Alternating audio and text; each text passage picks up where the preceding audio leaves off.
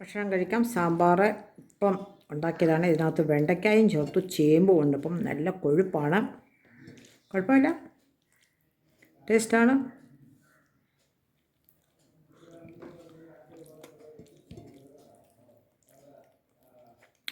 പച്ചക്കറി കൊണ്ട് ആഴ്ചയിലൊരു 2 പ്രാവശ്യം, 2 പ്രാവശ്യം തീർച്ചയായിട്ടും സാമ്പാർ ഉണ്ടാക്കിയിരിക്കും. ദോശ, ഇഡ്ഡലി അതിൻ്റെ കൂടെ ഉപയോഗിക്കാം, എല്ലാം ചോറിന് ഉപയോഗിക്കാം. നാളെ രാവിലെ ദോശയും പിന്നെ സാമ്പാറുണ്ട്. സാമ്പാറും കൂടെ ആയിക്കഴിഞ്ഞാൽ അപ്പോൾ നാളത്തെ ഭക്ഷണം.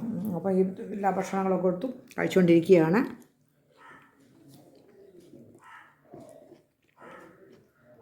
വൻപയർ തോരൻ, ഉരുളക്കിഴങ്ങും ബീട്രൂട്ടും കൂട്ടി മെഴുക്കൂട്ടി നല്ല ടേസ്റ്റാണ്. ഒരല്പം ക്യാരറ്റും കൂടെ ചേർക്കും. ക്യാരറ്റ് സാമ്പാർ ചേർത്തതായതുകൊണ്ട് പിന്നെ ഇതിനകത്ത് ചേർത്തില്ല. പിന്നെ പേയങ്കായ മെഴുക്കൂട്ടി, അത് ചെറിയൊരു കായ ഉണ്ടായിരുന്നു.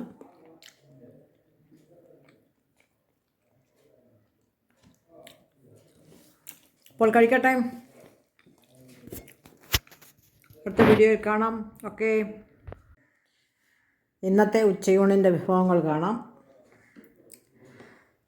വൻപയർ തോരൻ, സാമ്പാർ, ബീട്രൂട്ടും ഉരുളക്കിഴങ്ങും കൂടെ മെഴുക്ക് പുരട്ടി, പച്ചക്കായ മെഴുക്ക് പുരട്ടി. ഈ മെഴുക്ക് പുരട്ടിയൊക്കെ ഒരുപാട് എണ്ണ ഒഴിച്ച് അങ്ങനെ അങ്ങ് മുളക്കില്ല, അല്പം എണ്ണയിൽ കടുകും വെളുത്തുള്ളി ചുമന്നുള്ളി ഒക്കെ ആക്കിയെടുത്ത മെഴുക്ക് പുരട്ടിയാണ്. വലിയ മെഴുക്ക് പുരട്ടി ശരിക്കും ഉണ്ടാക്കുന്നവരെ മെഴുക്ക് പുരട്ടി ഫ്രെയിം ഇതൊന്നും അത്ര അങ്ങോട്ട് സ്വീകാര്യമായിട്ട് തോന്നത്തില്ല, കുഴപ്പമില്ല. പിന്നുള്ളത് സാമ്പാറാണ്. സാമ്പാർ രാവിലെ ഉണ്ടാക്കി. സാമ്പാർ എടുക്കാം.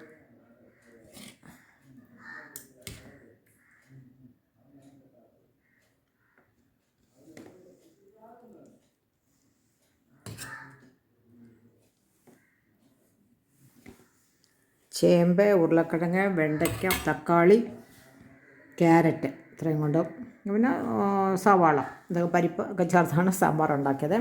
പിന്നെ നമ്മുടെ നേരത്തെ ഉണ്ടാക്കിയ മെനഞ്ഞാന്നുണ്ടാക്കിയ നമ്മുടെ മീൻ അച്ചാർ. ഇന്ന് വേറെ മീൻ വിഭവങ്ങളൊന്നുമില്ല, പച്ചക്കറി മാത്രമേ ഉള്ളൂ. അതിൻ്റെ കൂടെ നമുക്ക് മീനച്ചാർ എടുത്ത് കഴിക്കുമ്പോൾ ടേസ്റ്റാണ്. ഒരുപാട് വിഭവങ്ങളുടെ കൂടി മീനച്ചാർ എടുത്തു കഴിഞ്ഞാൽ ഞാൻ കുറച്ചൊരു 3-4 കഷ്ണം എടുത്തു, ബാക്കി അതുപോലെ തന്നെ ഫ്രിഡ്ജിലിരിപ്പുണ്ട്.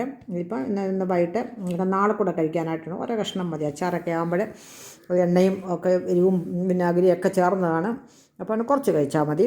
അപ്പോൾ നമുക്ക് ഭക്ഷണം കഴിക്കാം.